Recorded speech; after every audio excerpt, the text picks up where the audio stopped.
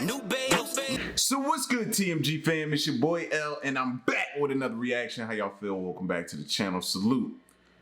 So all right, y'all. What is the protocol if we're all on the same plane, right? We're headed, let's just say, from Atlanta to LA. We're on the same plane, bro. What is the protocol if our plane is getting hijacked? What's the protocol, right? Tell me, somebody. Put it in the comment section. What is the protocol? I should be able to look at you and we both have an understanding that we got to kill him before he kill us. We have got to alleviate the threat. It should be way more of us on there than the hijackers, I'm assuming, right? People hijack the plane, what, 5 maybe the most? Maybe less. I know they got guns, which means some of us may not make it, but it can't kill us all. Do y'all like those odds and those chances, or what are you doing? You just gonna let them hijack us, take us down? I mean, death is imminent anyway, right? Death is pretty much the end result here. So why not put up a fight? I'm just saying. I'm just saying. I think we should all have that mutual understanding in our brain going into a flight that if this thing gets hijacked, we got to go for what we know. We got to, bro. You know what I'm saying? We got to. We only got one shot at this. We all the way up, as the Fat Joe song go. All the way up. We all the way up there. So I wanted to check, do a temperature check in the room and see if everybody's on the same page as me. We sitting on the flight, some dude get up. Let's just say it's one dude. Some dude get up and he holler he about to hijack this plane and run it into something or make us take a nosedive into the ocean or something like that. I'm gonna look at you. You should look back at me. We should both do a little head nod. And then we should just go for it. We gotta go for it, all right? So listen, this is the story, the insane hijacking of Japan's airline flight 351. This is the story of that we're gonna check out, all right? Here we go. I'm Kento Bento. This will be part 1 of a 2-part series, and is made possible by Nebula and CuriosityStream. Tokyo, March 1970. 31,000 feet up in the air, Japan Airlines Flight 351 was reaching its cruising altitude. It had left Tokyo's Haneda Airport no more than 10 minutes ago, and was set to land in Fukuoka in an hour's time. This was to be a relatively short flight, a domestic affair. But little did the passengers and crew know it was going to be neither, as Japan Airlines Flight 351 was about to undergo a harrowing ordeal. On the plane were 122 passengers, tourists, businessmen, first-year uni students, doctors on their way to medical conferences, really people from all walks of life, and including a few notable individuals like the high-ranking Pepsi executive, the talented bass player from the up-and-coming rock band Hadaka no Darizu, and the Roman Catholic priest from New York.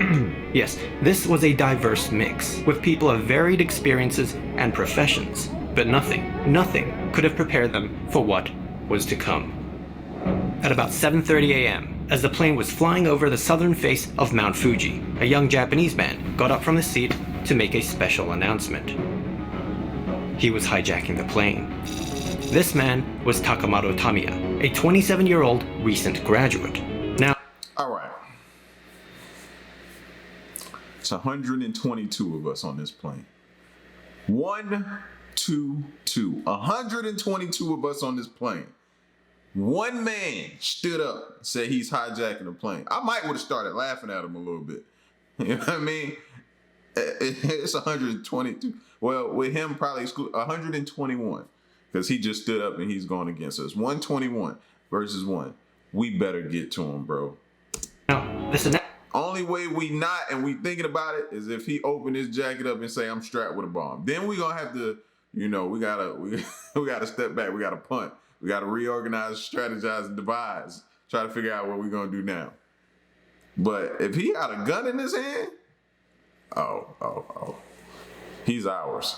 Announcement wasn't met with as much terror and panic as one would expect, as this was the year 1970, when airline hijackings weren't illegal. It wasn't yet considered an international crime. Yes, people were concerned, and some more than others, but the general attitude towards aircraft piracy was not how it is today. But this was about to change, as Takomaru Tamiya proceeded to pull out a samurai sword. Yes, a samurai sword. He was for real. The seriousness of the situation was now apparent to all. Despite this, 122 passengers was a lot for a single hijacker, which is why he didn't come alone. With everyone now in a state of panic, Tamiya's accomplices began to make themselves known one by one. The university students had revealed themselves. Now, this was unexpected and bizarre. Many of the students were still in their early years at Tokyo and Kyoto universities, two of the most prestigious universities in all of Japan, with the youngest among them being just 16 years old, actually still in high school. Just like their leader Tamiya, they wielded samurai swords, but not just that, some had pistols and homemade pipe bombs as well. This was confusing. Okay, now that's a different story. That's different. And now it's multiple people, you know what I mean? So our plan is completely out the window. Now what is protocol, y'all? What do we do now? Now I'm thinking now. I'm regrouping. And terrifying. As they tried to break into the cockpit, the distressed pilots radioed in for help, relaying the dire situation on board. It seemed it wasn't long until the hijackers would make their way in. The rest of the students were now tying the male passengers down to their seats as ordered by their leader. Now, it was certainly an odd sight to see such young Japanese recruits involved in this act of terror, 9 in total. But the most surprising of all, perhaps, was the identity of one particular hijacker. He was the bass player of the up-and-coming rock band Hadaka no Rarizu. This wasn't a joke. His name was Moriaki Wakabayashi, and he was in it just as much as his fellow comrades. It was time to end things. With the cockpit finally breached and the pilots restrained, the samurai skyjackers were now in full control of Japan Airlines Flight 351. Now, it's hard to imagine airline security being so lax as to allow samurai swords, pistols, and pipe bombs to be this easily smuggled onto a plane. But 1970 was a different time, and well, the demands of the hijackers reflected that. You see, the reason they took control of the plane was to fly it across the Pacific Ocean to the Caribbean, specifically to Havana, Cuba. This was to be their final destination. With Cuba being a communist haven led by revolutionary Fidel Castro, the 9 men wanted to make a grand political statement to the world, hijacking a passenger airliner right out of Tokyo and diverting it to Cuba, the country of their dreams. As members of the Japanese Red Army faction, a communist militant group hell-bent on overthrowing the Japanese government and the monarchy, they wanted to establish contact with revolutionary forces in Cuba so that they could receive specialized military training for the impending revolutionary war they would wage upon returning to Japan. They claimed they loved their country, and this was the only way. But on top of that, they were hoping the act would inspire and promote rebellion across the rest of Asia. And this was just the beginning. Really, they wanted to start a world revolution, and they were willing to advocate it through terror and violence. After all, they had already long threatened to wage civil war in Tokyo and Osaka, and had previously been involved in violent street battles and a few small-scale bombings. Hijackings were their next venture, and these 9 men, young men, were the frontrunners. They had been targeted and scouted from leftist student groups from universities across Tokyo and Kyoto, and were now ready and willing to give everything to the cause. And yes, this included Moriaki Wakabayashi, the bass player of the rock group Hadaka no Rarizu, which... Have y'all noticed most hijackings be due to a cause?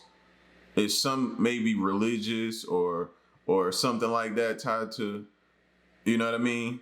These causes that they have. Have y'all noticed that?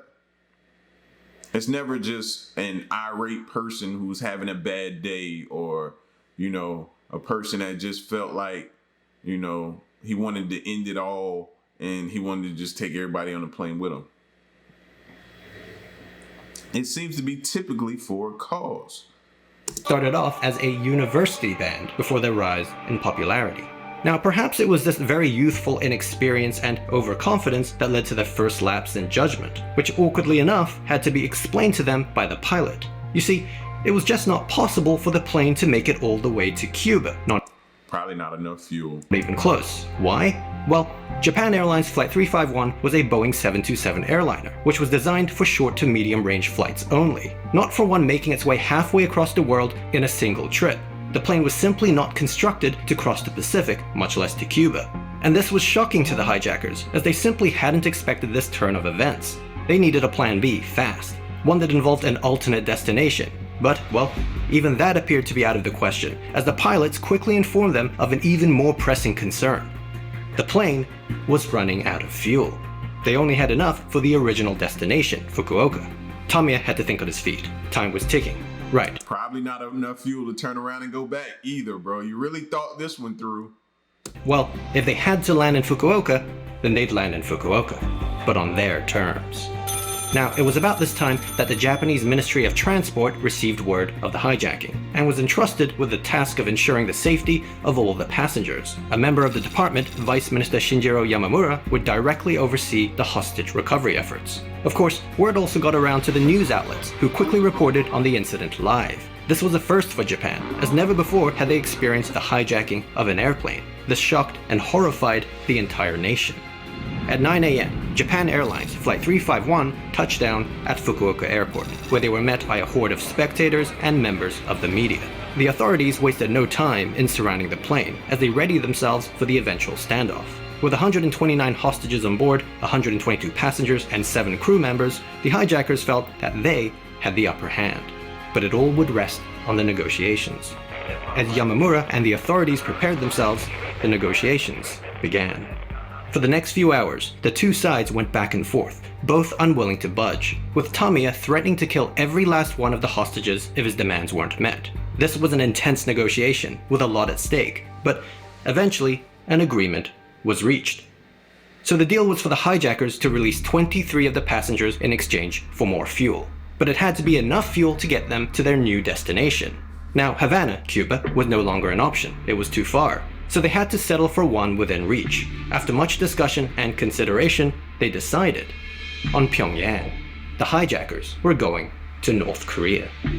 Now, this made sense to the 9 men, as North Korea was another communist regime, ruled by another great revolutionary, Kim Il-sung, grandfather to Kim Jong-un. They reasoned that flying the plane to Pyongyang would still make a grand political statement to the world.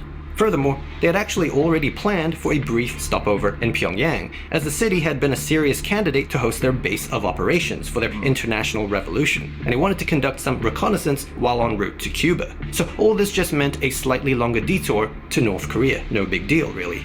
Once the dust had settled, they'd figure out another way to Cuba. Viva la revolution! And so the deal was done. Tamiya got what he wanted, and even better, they still had 106 hostages on board for leverage. On the Japanese side, all the passengers released were women, children, and the elderly, the most vulnerable, which was fortunate, but not quite what they had hoped for. The majority on the plane were still very much in jeopardy. Little kid didn't even know what was going on, right? Just in his own little world. Innocence. But now, it was time to go. With the pilots having never flown to North Korea and unable to rely on Pyongyang air control for guidance, Fukuoka airport officials had to quickly pass them a map of the Korean peninsula to navigate for themselves. That would have to do for now. But with that, Japan Airlines Flight 351 fueled up and took off, bound for the Hermit Kingdom. Now, aside from the Japanese, there was actually one other group that was rather unhappy with the outcome thus far, and that was the Central Intelligence Agency, the CIA. You see, Langley had sent over agents for their own hostage recovery mission, as there were a couple of US nationals on board, the Pepsi executive Herbert Brill, and the Roman Catholic priest from New York, Daniel MacDonald. They had business to attend to in Fukuoka. But now, with the plane heading towards North Korea, a nation known for their international hostility and political reclusiveness, not to mention their general hatred and contempt towards Americans, things weren't looking great. By now, Flight 351 was well on its way to Pyongyang. It had crossed the Tsushima Strait, flown over the Korean mountain ranges, and had just about reached the DMZ, the Korean Demilitarized Zone. This 38th parallel is the contested border dividing the Korean peninsula into North and South Korea. Once past this point, there would be no turning back. But on top of that, the pilots were having a hard time with navigation, as they were unfamiliar with the flight route. Seeing as the countries had no diplomatic ties, Japanese airlines and airport controllers were simply unable to make contact with their North Korean counterparts. The Japanese pilots didn't even know where the airport in Pyongyang was located. Sure, they were given a map by airport officials shortly before leaving Fukuoka, but they were astounded to discover it was just a basic line map taken from a junior high school textbook. It had little to no detail, certainly no aviation map. The airport officials understandably had little time to prepare, but this was ridiculous. There was no way they could fly to North Korea using this map. Moreover, the North Koreans had no idea they were even coming, a major cause for concern. It's common knowledge among pilots that the airspace above the DMZ is a no-fly zone, with a long-running formal agreement that any aircraft entering could be shot down for any reason. And that's what I was afraid of, bro. Oh my, this keeps getting better. This just keeps getting better. With no grounds for redress. If this were to happen, it would surely precipitate an international incident. As such, the pilots tried desperately to make contact with the Pyongyang control tower, attempting to warn them of their unique circumstances. Pyongyang, please respond. Pyongyang, this is JA Flight 351, Pyongyang, please respond. Nothing. The pilots frantically warned the hijackers of the potential fiery end they could meet if they were to fly any further, but Tommy insisted they continue. He was steadfast in their revolutionary mission, even proclaiming that North Korea was no threat to them, as he would personally recruit Kim Il-sung to the Japanese Red Army, if need be. And so, the pilots had no choice. With samurai swords pointing at their necks, and with permission yet to be granted by Pyongyang, Japan Airlines Flight 351 entered the DMZ.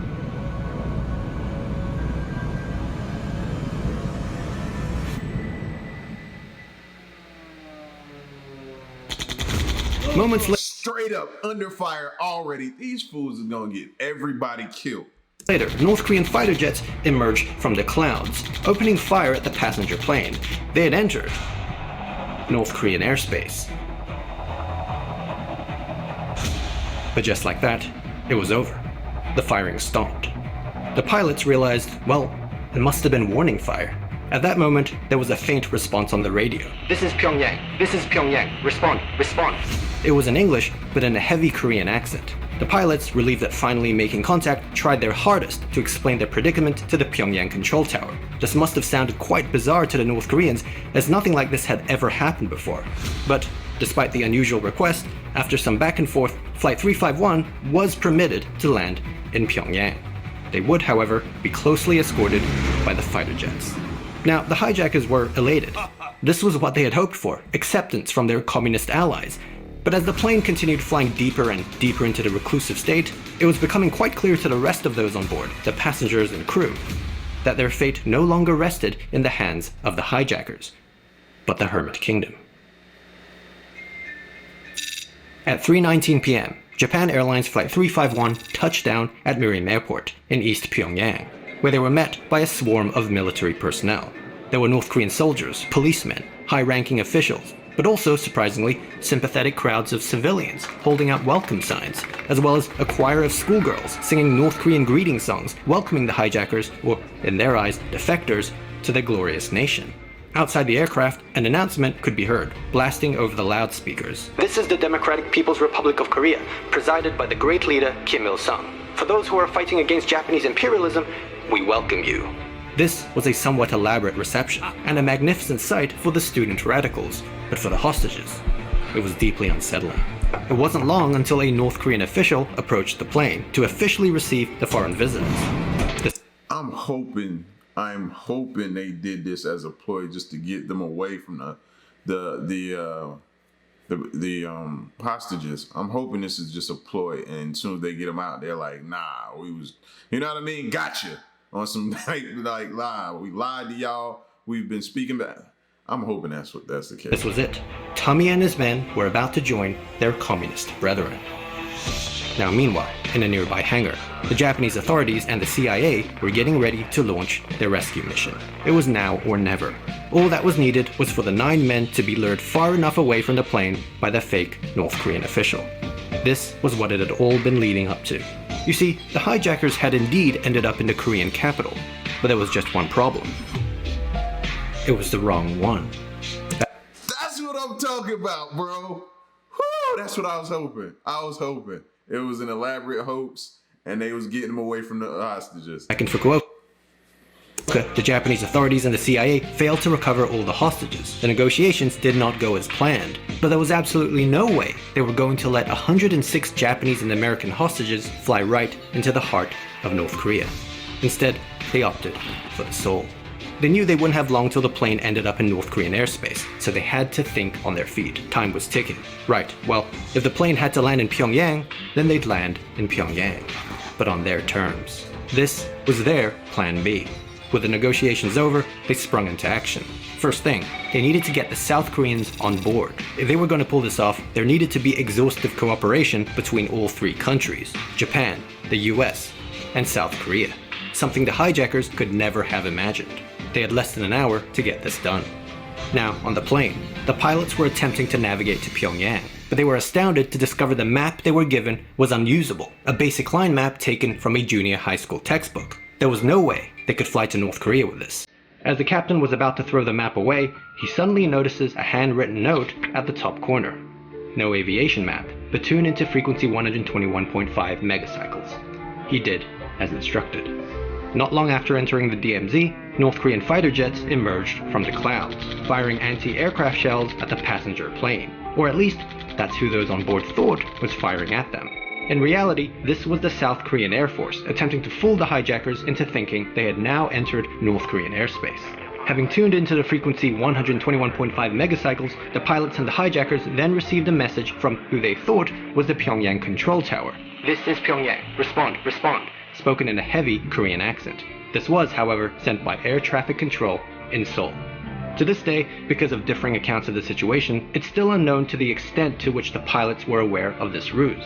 Perhaps they were in the dark just as much as the hijackers, or perhaps they were key coordinators of the plan themselves.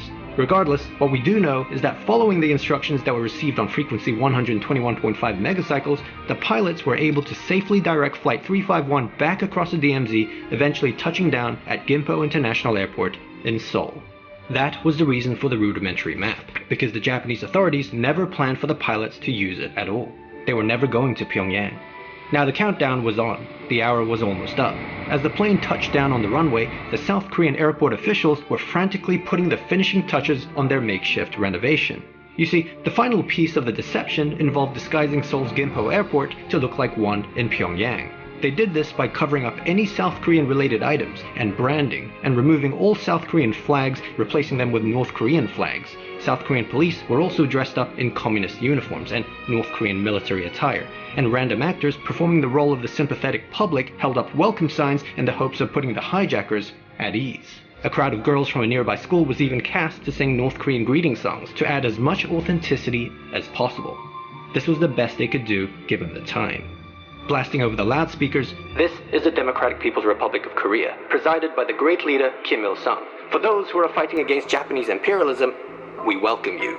The fake North Korean official approached the plane, greeting the hijackers with a megaphone. "We have prepared a shuttle bus to take you, the revolutionary heroes, to meet the great leader and premier, Kim Il-sung." The Japanese, American, and South Korean authorities, meanwhile, were waiting in the wings. Vice Minister Yamamura was ready. With the ramp stairs rolled up to the fuselage, the hijackers prepared to disembark. They were riding high. This was what they had been waiting for. After sacrificing everything to the cause, their moment had come. This just warms my heart to know that they got you. I'm glad, bro. This makes me feel good, man. This was a revolutionary victory for the ages. One by one, they made their way to the exit. What they didn't know, though, was that their struggles were far from over. This was only the beginning. Now, the rest of this incredible story will be covered in part 2, and will be released on YouTube in a few weeks, so make sure you have notifications turned on. But there's actually another video coming out even sooner that you can watch, the prequel events. If you want to know all about what led up to the hijacking of Japan Airlines. Oh yeah. We definitely down this rabbit hole, y'all. I'm fully vested now. Oh man, I was worried about those people on that plane. Normally when you hear a hijacking situation, it never ends well at all. But to hear how they sprung into action, how they had a plan B, how they made it seem, I was sold. I was even thrown off. You know what I mean? I didn't pick up on the fact that they were, misguiding them and leading them to where they wanted them to go. That was crazy. Whew. That was crazy. They even got like a girls' choir to get there and sing. That's what I'm talking about, bro. Huh? That's what I'm talking about. Yeah, that story right there got me hyped. Y'all get at me in the comment section. Y'all ain't even got to tell me to do part 2 or the sequel, the prequel, or whatever else. I'm gonna do them. All right. So y'all just stay tuned. I'll be back with them. It's your boy L. Till the next reaction, I'm gone. Peace.